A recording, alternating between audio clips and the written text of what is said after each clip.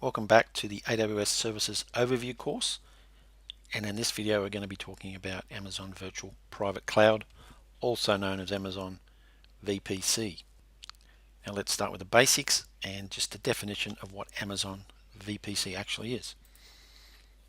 So Amazon Virtual Private Cloud enables you to launch Amazon Web Services resources into a virtual network that you've defined. This virtual network closely resembles a traditional network that you'd operate in your own data center with the benefits of using the scalable infrastructure of AWS. Furthermore, a virtual private cloud is a virtual network dedicated to your AWS account. So what that means, it's logically isolated from other virtual networks in the cloud. You can launch your AWS resources such as EC2 instances into your VPC, and you can configure your VPC so that you can select its IP address range, create subnets and configure route tables, network gateways, security settings, so on and so forth. All that fun stuff that we're going to talk a little bit more about later on. Also a subnet, just talking more a little bit about a subnet, which is a range of IP addresses in your VPC. So you can launch AWS resources into a subnet that you select. There's two different types, a public and a private. Now you use a public subnet for resources that must be connected to the internet, and you use a private subnet for resources that won't be connected to the internet. However, again, I'm going to show you a little later on, there is you can connect your private subnet to the internet using a NAT instance, which we'll show you later on. Now, to protect the AWS resources in each subnet, you can use multiple layers of security, and they are such things as security groups and network access control lists. Okay, so there's a couple of scenarios that you can choose from when you launch an Amazon Virtual Private Cloud. There's four. We're just going to have a look at two. The first one is scenario one, which is a VPC with that single public subnet. Now, this configuration, the configuration for this scenario includes a VPC with a single public subnet and an internet gateway to enable communication over the internet. Sometimes a picture's worth 1,000 words. That's what we're going to be discussing. We recommend this configuration if you need to run a single tier public facing web application, such as a blog or a simple website. So if you're going to launch a WordPress site, this is the scenario that you would choose. Now, the configuration for this scenario includes the following: a virtual private cloud with a size 16 IPv4 block, example 10.0.0.0/16 that you can see in front of you now, and this provides 65,536 private IPv4 addresses. It also consists of a subnet with the size /24 IPv4 seeder block. Example there that you see is 10.0.0.0/24, and this provides 256 private IPv4 addresses. You'll also see an internet gateway, which obviously means you can connect the VPC to the internet and also to other AWS services. And the instance that you see there has a private IPv4 address in the subnet range. So an example which we have in front of us is 10.0.0.6, but it could be any of up to 256 other IP address or 256 IP addresses in total because of the /24 seeder block. Also, it has a custom route table associated with the subnet. So the route table entries enable instances in the subnet to use IPv4 to communicate with other instances in the VPC and to communicate directly over the internet. A subnet that's associated with a route table that has a route to the internet gateway is known as a public subnet. Okay, now we have another scenario here, and this one is a VPC with a private subnet only and a hardware VPN access. So that'll look something like this. We'll bring up the diagram now. The The configuration for this scenario includes a virtual private cloud with a single private subnet and a virtual private gateway to enable communication with your own network over an IPsec VPN tunnel. So this is a setup that's used for organizations that want to deploy a hybrid network where they can connect their corporate network to AWS via this virtual private gateway that we talked about, and they get the best of both worlds. They can continue on with their corporate network and slowly migrate things into AWS, and that's called a hybrid setup, where you have bits and pieces on AWS and other things on your corporate network.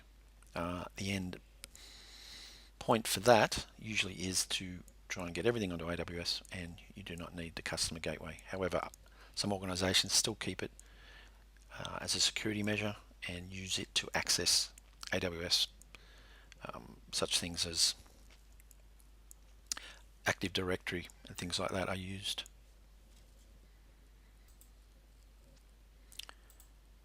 Okay, there's two other scenarios. If you go and launch a VPC on an AWS console, you can go and have a look at those, but I just thought I'd give you a look at those two, which are the most commonly used ones. Now, another important factor, obviously, is security in your virtual private cloud. And again, I love to put up drawings to get points across. So Amazon VPC provides features that you can use to increase and monitor the security for your VPC. Now, the following diagram illustrates the layers of security provided by security groups and network access control lists.